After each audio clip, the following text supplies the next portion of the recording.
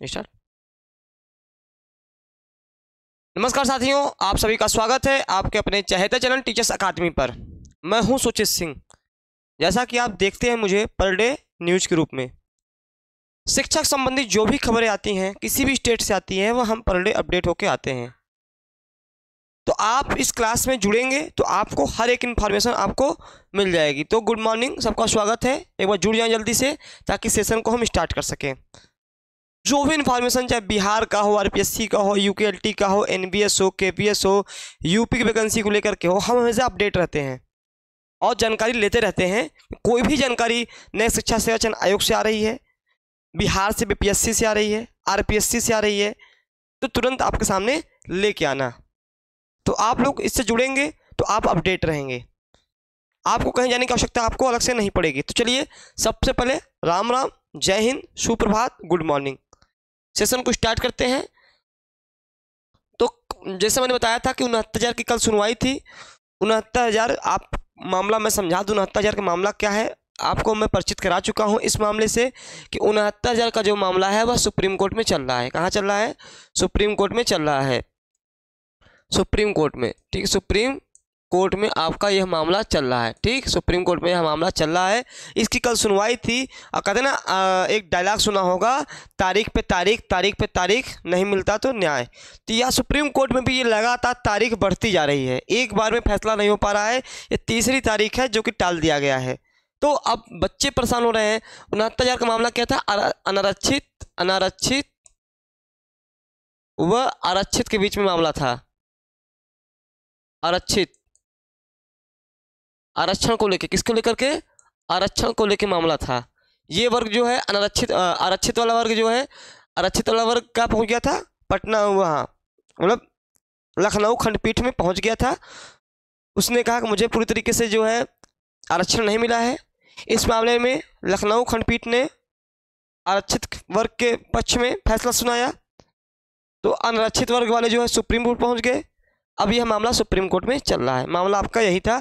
तो 69,000 शिक्षक भर्ती मामले में मंगलवार को सुप्रीम कोर्ट में सुनवाई नहीं हो सकी है। न्यायमूर्ति दीपांकर दत्ता और न्यायमूर्ति प्रशांत कुमार मिश्रा की खंडपीठ में यह सुनवाई होनी थी, लेकिन समयाभाव के कारण केस की सुनवाई नहीं हो सकी है। वह अगली तिथि 19 नवंबर को प्रस्तावित की गई है। ये लगातार डेट टल रहा है। ये तीसरा डेट टला है, ये दूसरा है, तीसरा डेट टल चुका है। ठीक, और शायद मुझे नहीं लगता कि नवंबर में भी इसकी सुनवाई होगी। बच्चों के लिए समय ही नहीं है। 69,000 नौकरी जिनकी लटकी पड़ी है, परेशान है, फिलहाल क्या ही कर सकते हैं। अब 19 तारीख को क्या होता है हम आपके सामने वह लेके आएंगे। क्या आता है सुप्रीम कोर्ट का जो भी फैसला आता हो हम उस पर भी चर्चा करने आएंगे। अब लगातार आप देख रहे हैं धरना प्रदर्शन आपका लोक सेवा आयोग में हो रहा है। आज कल धरना का दूसरा दिन था। हजारों की संख्या में बच्चे वहाँ इकट्ठे हुए हैं, लगातार डटे हुए हैं। तो छात्रहित सर्वोच्च प्राथमिकता, पारदर्शी होगी मानकीकरण। यह छात्र आंदोलन पर उत्तर प्रदेश लोक सेवा आयोग ने दी सफाई। कहा मानकीकरण में रोल नंबर को फेक नंबर में परिवर्तन कर मूल्यांकन किया जाएगा। तो आयोग जो है अपनी बात पड़ा हुआ है, करा पेपर उसी टाइम पे होगा और हम आपके लिए ये सब कर रहे हैं। पेपर आउट ना हो, पेपर में बिल्कुल पारदर्शिता रहे, इसके लिए आयोग स्पष्ट अभी भी कर रहा है कि भैया ये बिल्कुल स्पष्ट कर दे रहा हूँ कि पेपर उसी टाइम पे होगा। और जो वहाँ छात्र आंदोलित हैं वो लगातार इस बात पे कह रहे हैं, नहीं, जब तक आप नॉर्मलाइजेशन का वापस नहीं लेंगे फैसला तब तक हम वहाँ डटे रहेंगे। अब आगे क्या होता है, कैसी रणनीति होती है, क्या आयोग डटा रहेगा अपनी बातों पे या स्टूडेंट अपनी बातों पर डटे रहेंगे, अब यह आने वाला समय बताएगा। तो फिलहाल में आयोग का दावा है, इन्होंने बता दिया है कि छात्रहित सर्वोच्च प्राथमिकता हमारे लिए है, पारदर्शी होगा मानकीकरण, आप लोग निश्चिंत रहिए। लेकिन अब स्टूडेंट अड़े हुए हैं कि हाँ, तो ये देखिए अब आपका ये पूरा वही का है। आयोग ने दोहराया समय पर होगी दोनों प्रतियोगी परीक्षाएं, समय पर दोनों प्रतियोगी परीक्षाएं होगी। दोनों मतलब आरओ और एआरओ और आपका पीसीएस प्री, ठीक है। ये दोनों परीक्षाएं अपने समय से होंगी, इनको इसमें कोई नहीं है। लखनऊ में प्रदर्शन हो रहा है, दिल्ली में हो रहा है, जहाँ जहाँ स्टूडेंट तैयारी करते हैं वहाँ वहाँ प्रदर्शन आपका हो रहा है। ठीक, अभ्यर्थियों ने मानकीकरण पर आयोग ने मांगी सुझाव। 6.5 साल में 46,675 अभ्यर्थियों का किया गया चयन। छात्र आंदोलन पर उत्तर प्रदेश लोक सेवा आयोग ने पीसीएस, आरओ और एआरओ प्रारंभिक परीक्षा पर साफ स्थिति कर दी है कि परीक्षा अपने टाइम पे होगी। क्योंकि बिल्कुल आपके लिए किया गया है। अब आगे मैंने क्या कहा, आगे क्या होता है ये समय बताएगा, जो भी न्यूज निकल के आएगा। एडेड माध्यमिक शिक्षकों की मांगी सेवा सुरक्षा। माध्यमिक शिक्षा सेवा चयन अधिनियम 1921 की धारा 21 निरस्त कर दिए जाने से अशासकीय सहायता प्राप्त माध्यमिक विद्यालयों के शिक्षक अपनी सेवा सुरक्षा को लेकर चिंतित हैं। अब देखिए यहाँ भी मामला मैंने बताया था, ये मामला बड़ा गंभीर है। यह मामला है क्या, यह मामला यह है आपका कि जब इसके पहले एक जो एडेड विद्यालय होता है, जो टीजीटी पीजीटी जिसको आप बोलते हो, उसको एडेड माध्यमिक विद्यालय बोलते हैं। उसमें क्या होता है, उसमें एक प्रिंसिपल के ऊपर एक प्रबंधक होता है। क्या होता है, प्रबंधक या मैनेजर होता है, प्रबंधक या मैनेजर होता है, जो कि सर्वे सर्वा होता है। ठीक है। अब क्या होता था, अगर टीचर के खिलाफ कार्रवाई करनी होती है या टीचर से कोई दिक्कत है तो वह बीएसओ को, वहाँ शिक्षा विभाग को देता था। लेकिन अब क्या है, जो नया शिक्षा सेवा चयन आयोग बना है, इसने धारा 121 हटा दिया है, कोई चर्चा ही नहीं की है, कोई चर्चा ही नहीं की है। इसके कारण से क्या हो गया है, अब जो है प्रबंधक सीधे शिक्षक पर कार्रवाई कर सकता है, सीधे शिक्षक पर क्या हो सकता है, पर कार्रवाई कर सकता है। अब उसको किसी से कार्रवाई कर सकता है, कार्रवाई कर सकता है। अब उसको किसी से परमिशन लेने की ज़रूरत नहीं है। तो अब जो है ऐसे कई मामले आए जो कि शिक्षक को बर्खास्त कर दिया गया। यही डर जो है, जो वर्तमान समय में शिक्षा सेवा दे रहे हैं, जो कॉलेज में है एडेड माध्यमिक विद्यालय में, वो डरे हुए हैं अपनी सुरक्षा को लेके। प्रबंधक हो सकता है आपसे खुन्नस निकाल ले, प्रबंधक तानाशाह हो जाए, ठीक है, तमाम चीज़ें हैं। तो वही खबर है, शिक्षकों की सेवा सुरक्षा देने वाली धारा निरस्त होने के बाद विद्यालयों के प्रबंधक प्रदेश भर में कई शिक्षकों को बर्खास्त कर चुके हैं। देखिए मैंने पहले कहा कई शिक्षकों को बर्खास्त कर चुके हैं। ऐसे में राष्ट्रीय शिक्षक महासंघ उत्तर प्रदेश के प्रदेश मंत्री डॉक्टर संतोष कुमार शुक्ल ने मंगलवार को उत्तर प्रदेश शिक्षा सेवा चयन आयोग के अध्यक्ष प्रोफेसर कीर्ति पांडे को मांग पत्र सौंपकर धारा 21 को शिक्षा सेवा चयन आयोग की नियमावली में जोड़ने की मांग की है। तो धारा 21 को जोड़ने के लिए इसलिए कहा गया था कि उसमें प्रबंधक सीधे कार्रवाई न करके उसको बीएसए मतलब भेजना पड़ता था उसको। ठीक, तो ये चीज़ें हैं। अब देखिए, अब सुनेंगे तो क्या है, जरूरी भी है। अगली खबर है, आयोग पर डटे रहे अभ्यर्थी, 12 पर मुकदमा दर्ज हो गया है, वही खबर आपकी है। ठीक है, दिसंबर जनवरी में 2462 पदों पर होगी भर्ती। अब किसके लिए है, उत्तर प्रदेश अधीनस्थ सेवा चयन आयोग यूपी SSC के लिए है। मंगलवार को 4 भर्तियों के परीक्षाओं के कार्यक्रम जारी कर दिए। दिसंबर व जनवरी में होने वाली इन भर्ती परीक्षाओं के माध्यम से युवाओं को 2462 पदों पर भर्ती के अवसर मिलेंगे। आपका 1262 कनिष्ठ सहायकों के चयन के लिए 19 दिसंबर से परीक्षा है। एक्सरे टेक्नीशियन के 382 पदों पर है। मुख्य परीक्षा 15 दिसंबर को है। मतलब ये जो कुछ परीक्षाएं रुकी हुई थी आपकी, ये परीक्षाएं जो है, स्वागत है आपका, ये परीक्षाएं आपका घोषित कर दी गई, परीक्षा की डेट घोषित कर दी गई हैं दिसंबर और जनवरी में। ठीक, फरवरी में रीट परीक्षा 10 लाख से अधिक होंगे अभ्यर्थी। ये अच्छी खबर है। मैंने पहले ही कहा, राजस्थान जो है, चैनल को प्लीज़ जो भी चैनल से जुड़े होंगे सब्सक्राइब कर देंगे ताकि उनको यह इन्फॉर्मेशन मिलता रहे। लाइक और शेयर जरूर कर दीजिएगा। ये खबर बहुत अच्छी है कि देखिए अब वहाँ पे एक फॉर्म आ गया व्याख्याता का। मैंने आज कितने लोगों ने व्याख्याता का फॉर्म नहीं भरा। व्याख्याता मतलब पीजीटी में बता दूं ताकि आपको और समझ में आ जाए। पीजीटी का फॉर्म भरा जा रहा है जिसमें 2202 पद निकले हुए हैं, 2202 पद निकले हुए हैं। कितने लोगों ने अभी तक फॉर्म नहीं भरा है? भैया फॉर्म भर दिए, बहुत अच्छी जॉब है ये। राजस्थान व्याख्याता की बहुत अच्छी जॉब है, सैलरी भी बहुत अच्छी है और इंटरव्यू नहीं है। मैंने इस पर कई वीडियो बनाया है। मैंने इस पर कई वीडियो बनाया है, इस चीज़ पे मैंने कई वीडियो बनाया है, इस चीज़ को लेकर कई वीडियो इस पे बनाया हुआ है। तो आप इस चीज़ का बहुत ध्यान रखिएगा कि व्याख्याता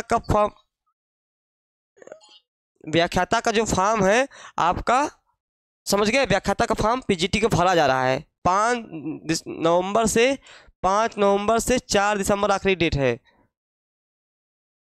4 नवंबर से 5 दिसंबर आपका आखिरी डेट है। इस चीज़ का ध्यान रखिएगा।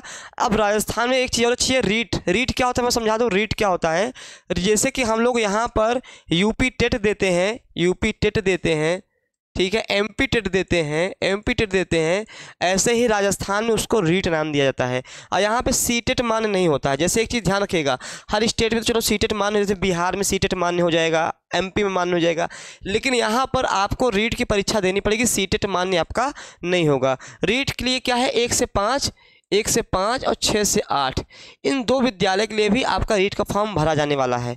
और जो है फरवरी में रीट की परीक्षा होगी और 10 लाख से अधिक होंगे अभ्यर्थी, क्योंकि 3 साल से वैकेंसी आपकी रीट की आई नहीं है। राजस्थान माध्यमिक शिक्षा बोर्ड द्वारा ली जाने वाली रीट परीक्षा 2024 की तैयारियां शीघ्र ही गति पकड़ेंगी।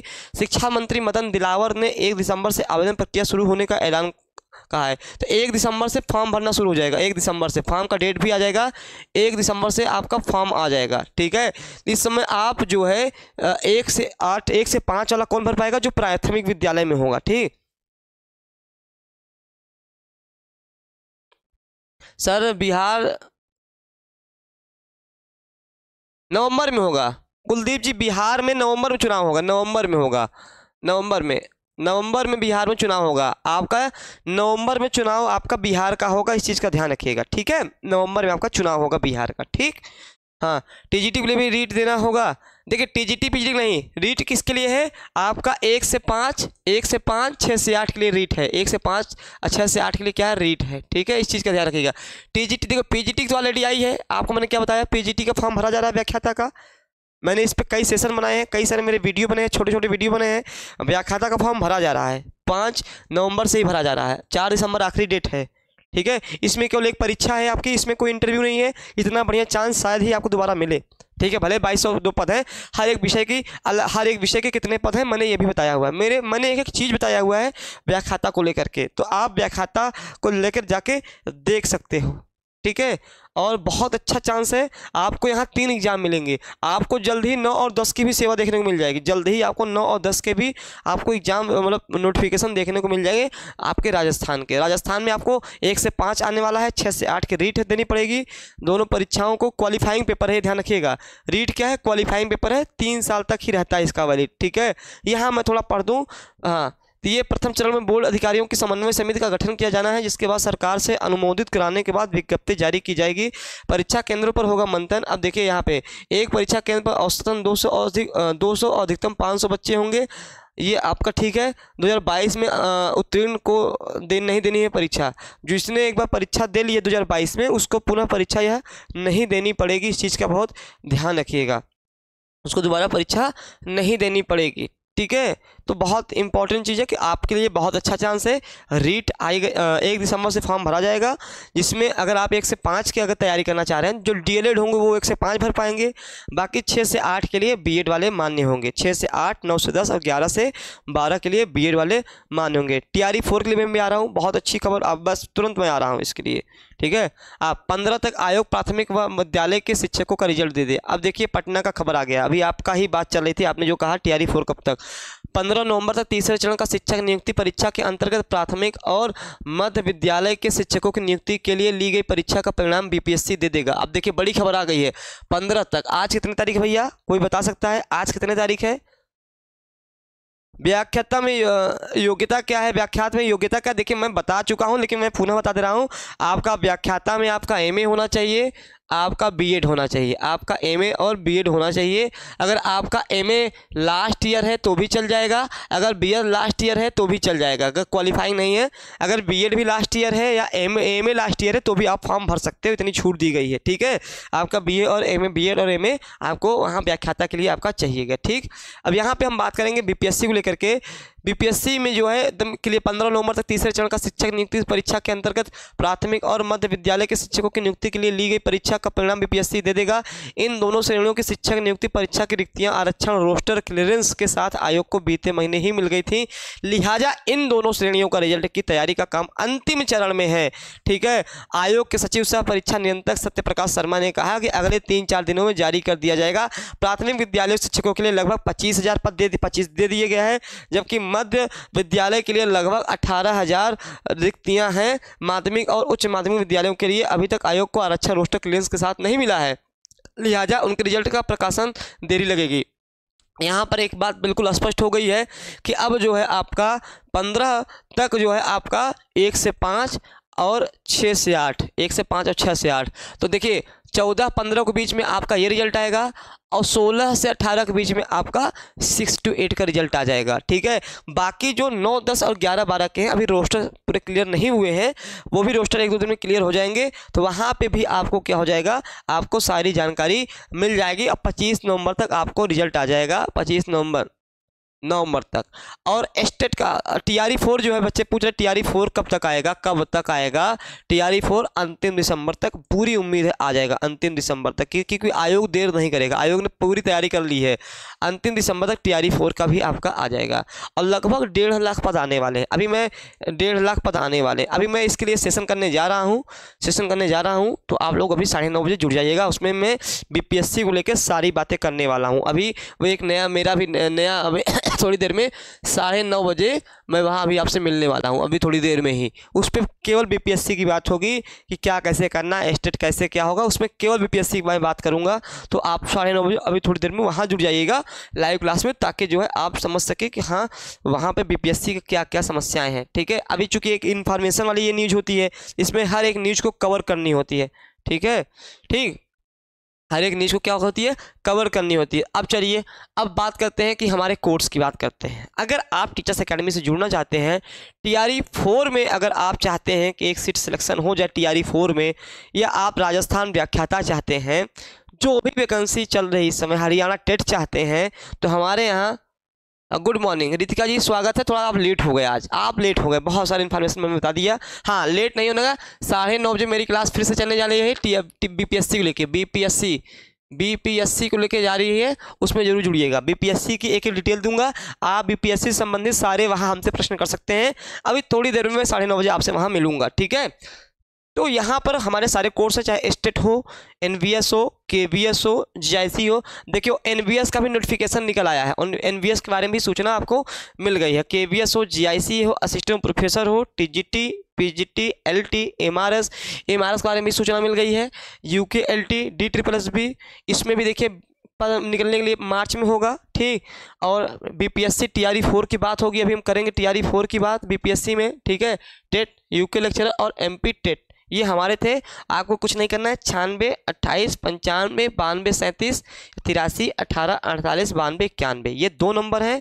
या तो आप व्हाट्सएप कर दीजिए या तो कॉल कर लीजिए, दोनों सुविधाएं रखा गया है। तो आप दोनों में आप जो कॉल या मैसेज कर सकते हैं, हमारी स्टाफ टीम बैठी रहती है, पूरी जानकारी आपको हर एक कोर्स के लिए दे देगी, कौन सा कोर्स चल रहा है, जिस विषय से आप तैयारी करना चाह रहे हो। तो फिलहाल में चलिए अब बाय बाय, टाटा, मिलते हैं अभी थोड़ी देर में 9:30 बजे BPSC को स्पेशल क्लास लेकर के, BPSC की पूरी डिटेल लेकर के कि कब तक स्टेट 2 आएगा, कब स्टेट का रिजल्ट जारी होगा, TRE-4 में कितनी सीटें आएंगी, TRE-3 का कट ऑफ कितना उम्मीद होने के चांस है, सब पे चर्चा हम अभी करेंगे 9:30 बजे। ठीक है, ये तो फिलहाल इन्फॉर्मेशन वाली न्यूज़ थी, जिसमें कई सारे न्यूज़ हम कवर करते हैं। तो चलिए आपसे मिलते हैं, बाबा टाटा, ध्यान रखना अपना, और पढ़ाई लगातार जारी रखना, पढ़ाई मत छोड़िएगा। TRE-4 के लिए भी बहुत सारे एग्जाम आपके लगे हुए हैं। धन्यवाद।